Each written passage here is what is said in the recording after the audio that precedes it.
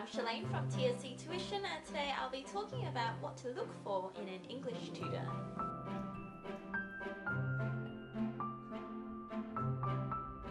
The tutoring industry in Melbourne, Victoria is pretty large, so for a student you have plenty of choices to choose from. There are three main kinds of services. One is the lecture style sort of tutoring service where students essentially sit in a very large hall and listen to a presenter talking through tips and notes and tricks to study and exams and SACs. On a smaller scale, students can attend workshops or group tutoring. These are a bit more interactive. Groups can be anything between 5 students to 15 students, and you usually work through exercises as a group. So the workshop leader will have set activities or writing exercises for the students, and then the students will do the activities individually, and then they'll probably go over the responses together as a group. On an even smaller scale, students can opt for one-to-one tutoring, where there is one student working with one tutor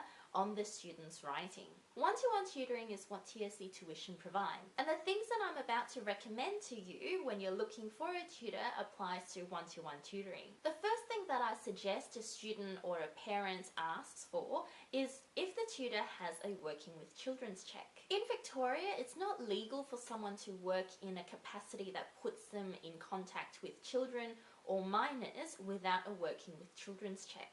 So if you're looking for a tutor, that really should be the first thing you ask. The second thing that I suggest you look for in an English tutor is whether or not the tutor has an interest in tutoring English. A lot of students start by asking what kind of study score or ATAR did the tutor get, and what kind of materials or notes that the tutor can provide. While these things are a helpful indicator of whether or not a tutor is proficient at the subject, we should all know that doing something and teaching something is not the same thing. Ideally, you want a tutor who is passionate about the subject that they're teaching, someone who really enjoys the subject and can help you enjoy the subject as well. It's no good asking if the tutor has materials or notes for the subject when perhaps they don't enjoy the subject at all and you're really just going over notes and materials together. A tutor should really be there to help facilitate enjoyment of the subject so that you not only get good academic results out of it, you also get some sort of personal fulfillment out of it as well. The third thing that I suggest students look for in a tutor